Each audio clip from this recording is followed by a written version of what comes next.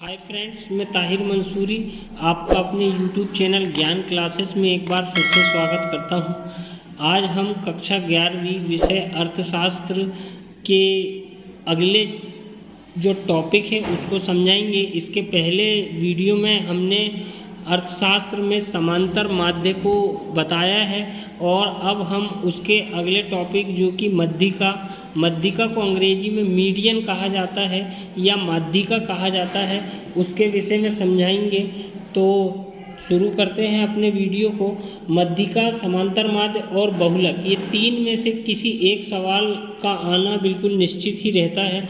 तो यहाँ पर हम बच्चों से ये कहना चाहेंगे कि ये तीनों चैप्टर आपसे बनना चाहिए और ये जो चैप्टर है बहुत आसान है, सिर्फ सूत्र का खेल है। यदि सूत्र याद होंगे तो आसानी से इन चैप्टरों को हल किया जा सकता है। तो आइए शुरू करते हैं अपने वीडियो को।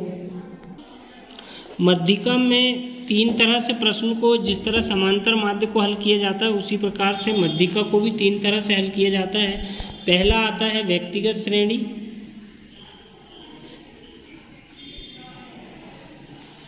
दूसरा है खंडित श्रेणी और तीसरा है सतत श्रेणी। सतत श्रेणी, तो सबसे पहले हम व्यक्तिगत श्रेणी को हल करेंगे।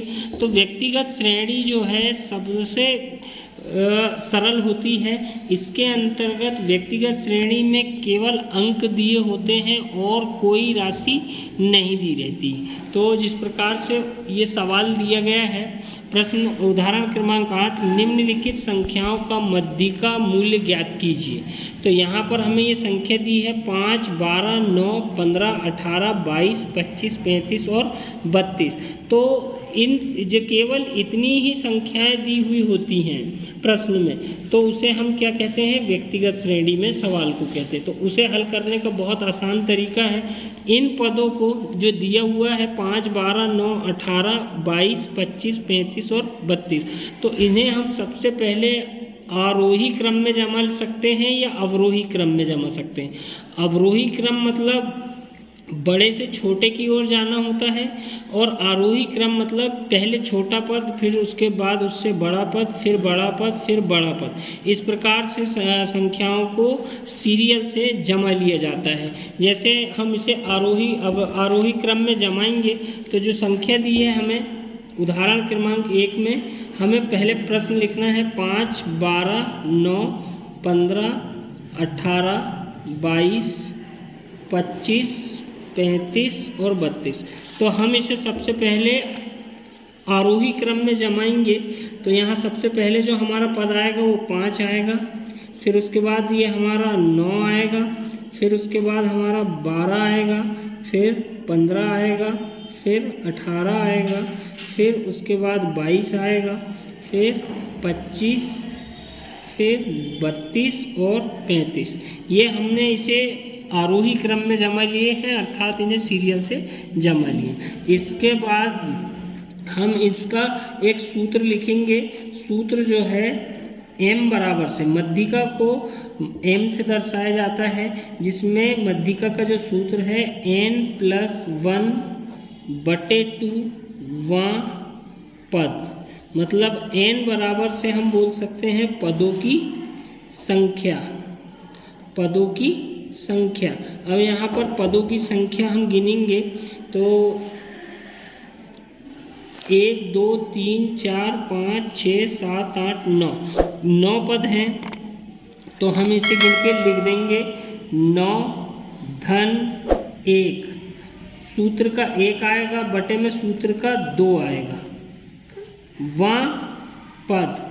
तो 9 और 1 कितना होता है 10। तो यहाँ पर हम इसका आंसर जो लाएंगे 9 धन 1 बराबर से 10/2, 10/2, 2 एकम 2, 2 पंचे 10, मतलब 5वां पद। अब 5वां पद हमने प्रश्न को सीरियल में जमाया है, उसमें हम 5वां पद गिनेंगे ऊपर से 1, 2, 3, 4, 5।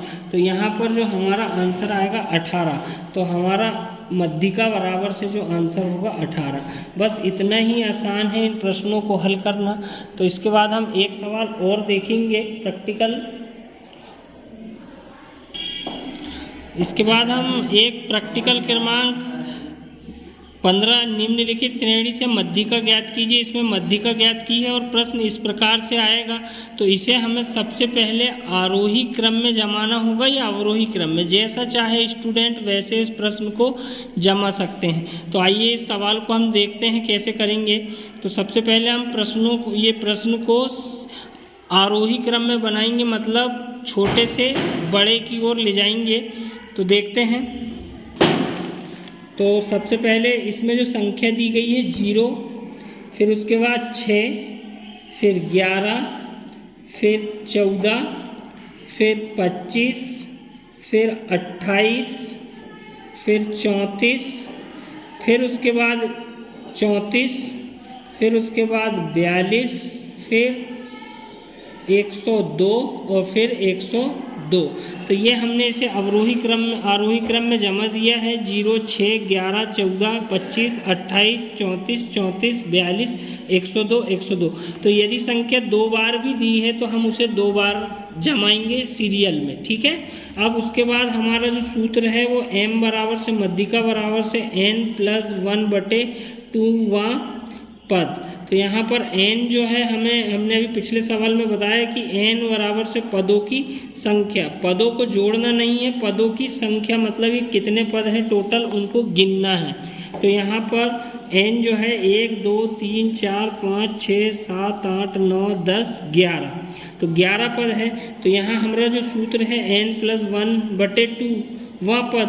तो n मतलब हमारे पदों की संख्या है 11, उसमें हम 1 जोड़ेंगे, बटे में 2 का भाग दे देंगे और वह पद लिख देंगे। तो यहाँ पर 11 और 1 कितना होता है 12, 12/2 सूत्र का, 2 1 2 और 2 6 12, छठवां पद। अब छठवां पद हम यहाँ पर गिनेंगे तो 1, 2, 3, 4, 5, 6। तो यहाँ पर जो छठवां पद है हमारा वो 28 है। तो हमारा जो आंसर निकल कर आएगा m बराबर से 28, जो कि हमें बुक में भी दिया गया है। तो दिया गया है बुक में।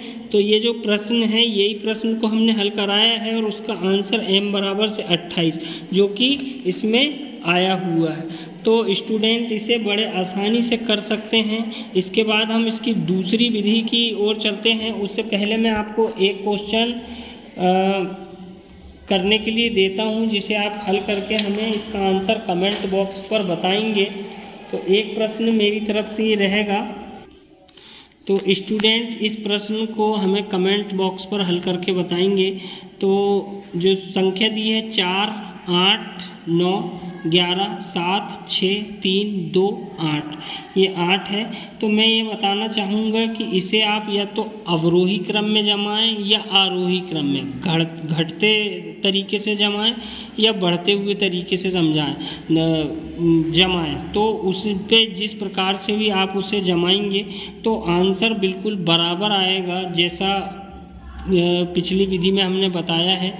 तो आप इस प्रश्न को हमें कमेंट बॉक्स पर बताएंगे। इसके बाद हम चलते हैं इसके दूसरे टॉपिक की ओर, अर्थात खंडित श्रेणी की ओर।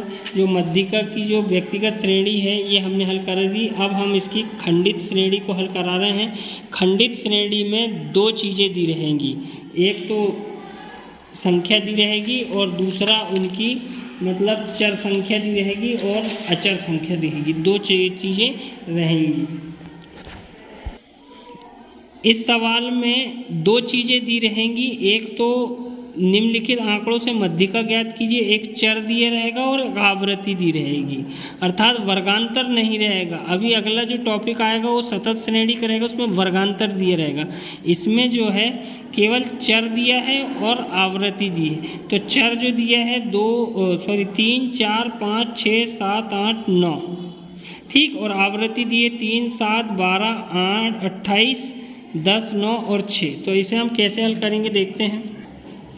तो इसमें जो चर राशि दी है हमें दी है प्रश्न में 3, 4, 5, 6, 7, 8 और 9, ये हमें चर राशि दी है। और उसके सामने जो आवृत्ति दी है 3, 7, 12, 28, 10, 9 और 6। इसे हमें कुछ करना नहीं है, इसका हमें संचयी आवृत्ति निकालना पड़ेगा। तो संचयी आवृत्ति जो है हमें कैसे निकालनी है? संचयी आवृत्ति बनाने के लिए हमें पहली संख्या जैसे कि तैसी लिखनी है, 3 का 3।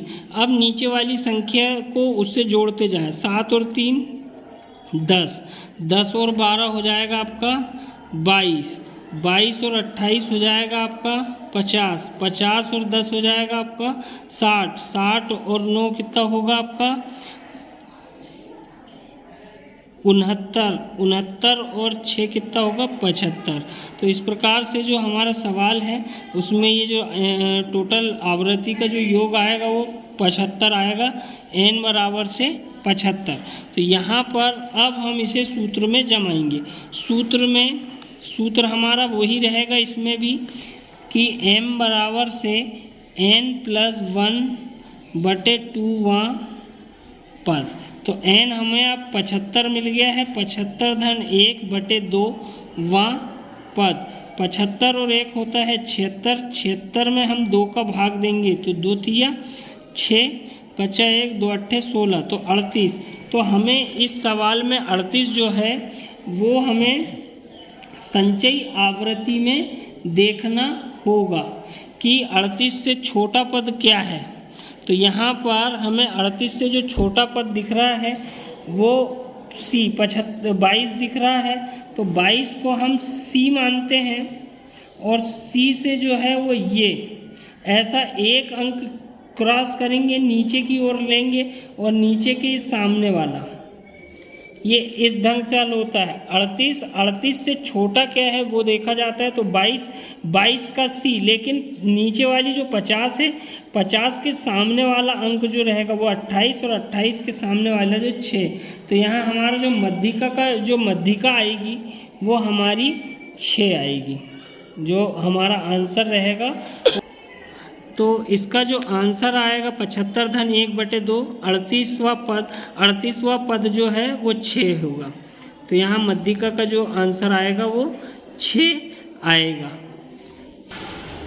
इसके बाद हम मध्यिका की तृतीय श्रेणी जो है सतत श्रेणी का एक सवाल बताएंगे जिसमें वर्गांतर रहता है। जैसा मैंने आपको बताया हूँ पहले कि निम्न श्रृंखला में मध्यिका मूल्य की गणना करो। आकार दिया है 0 से 10, 10 से 20, 20 से 30, 30 से 40 और 40 से 50 और आवृत्ति दी है। खंडित श्रेणी में भी दिया रहता है लेकिन वर्गांतर नहीं दिया रहता है। 2 चीज़ ही रहती है खंडित श्रेणी में, लेकिन इसमें जो है वर्गांतर दिया हुआ होता है। ये सतत श्रेणी की पहचान होती है। ये सवाल 2018 में आया हुआ है।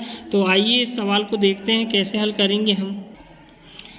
ये इस प्रकार हम जमाएंगे कि 0 से 10, 10 से 20, 20 से 30, 30 से 40 और 40 से 50। इसके बाद जो आवृत्ति हमें प्रश्न में दी है 14, 60, 36, 44 और 16। खंडित श्रेणी की जैसे ही इसे भी हमें जमाना है तो पहला जो पद है जैसे का तैसा लिखना होगा। 14 का 14 में 60 जोड़ेंगे तो आएगा 74, 74 में 36 जोड़ेंगे तो आएगा 110, 110 में 44 जोड़ेंगे तो 154 और 154 में 16 जोड़ेंगे तो 170। इस प्रकार से जो योग आता है वो आवृत्ति का 170 आएगा। अब हमारा जो सतत श्रेणी रहती है उसमें हमारा जो सूत्र होता है मध्यिका का वो सूत्र बदल जाता है। m बराबर से n/2वां पद। सतत श्रेणी में सूत्र जो है n/2वां पद। जो इससे पहले सवाल था उसमें n+1/2वां पद था, लेकिन जैसे ही वर्गांतर आता है तो वर्गांतर वाले में सूत्र बदल जाता है, n/2वां पद हो जाता है। तो n हमें जो पदों की संख्या दी है वो 170 दी है। 170 में 2 का भाग देंगे तो 2 अट्ठे 16, बचा 1 उठाएंगे 0, 2 पंचे 10, 85। अब हमें संचयी आवृत्ति में 85 से छोटा अक्षर को ढूंढना है। तो 110 बड़ा हो जाएगा, 154 भी, 170 भी। तो यहाँ पर जो 85 से बड़ा छोटा क्या है 74। 74 से एक अंक नीचे 110 वाले के सामने वाला जो 36 है वो हमारा f कहलाएगा। और यहाँ पर उसके सामने वाली जो वो रहेगी अंक वो हमारा L1 और L2 कहलाएगा। तो यहाँ पर हम जो सूत्र के अनुसार जमाएंगे तो हमारे पास L1 बराबर से 20, L2 बराबर से 30 और हमारा F जो है वो कितना है 36 और हमारा C का अर्थ संचयी आवृत्ति से होता है जो है 74। ये हमारी संचयी आवृत्ति होती है। ठीक है, इसके बाद हम इसे सूत्र में जमाएंगे। अब वर्गांतर वाले सवाल में सूत्र भी चेंज हो जाएगा। तो मध्यिका का जो सूत्र होता है वो हमारा सूत्र होता है L1 plus L2 minus L1 बटे F गुणित M माइनस C, ये हमारा सूत्र रहता है।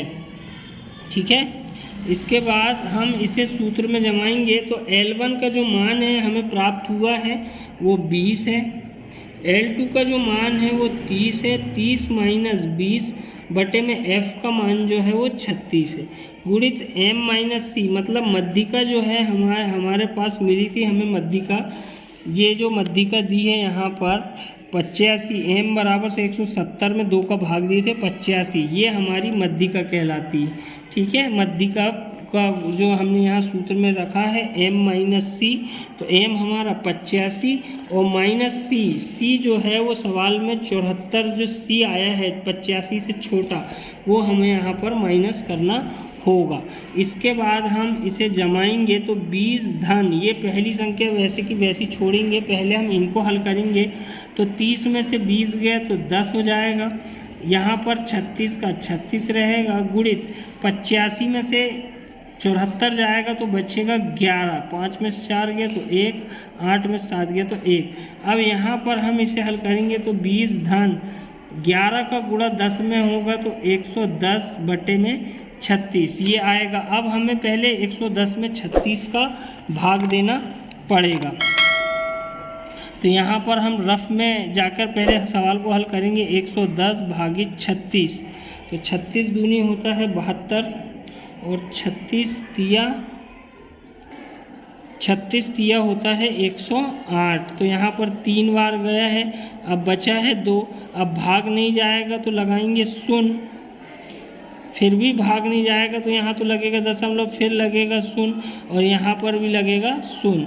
अब यहाँ पर 36 का पहाड़ा ऐसे पढ़ना है कि 200 से ज़्यादा ना बढ़े, तो 36 गुणित 5 करें तो 6 पंचे 30 और 3 पाँचे 15 और 3 18, 180। तो यहाँ पर 5 बार जाएगा 180 में, तो यहाँ पर जो आएगा 20 धन 3.05, अर्थात जो आंसर होगा 20 में 3 जोड़ेंगे तो 23.05, ये हमारा आंसर होगा मध्यिका का। तो इस प्रकार से मध्यिका के जो सवाल है आसान है, केवल सूत्र का खेल है कि सूत्र जिन बच्चों को याद होंगे वो इन प्रश्नों को बड़े आसानी से हल कर पाएंगे।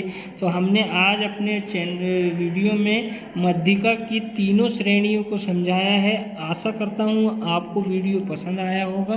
वीडियो यदि पसंद आए तो लाइक करें, शेयर करें, और यदि कहीं समझने में कोई दिक्कत जा रही है तो उसे हमें कमेंट करके बताएं। हमारी तरफ से हम उसे पूरी तरह से बताने का प्रयास करेंगे।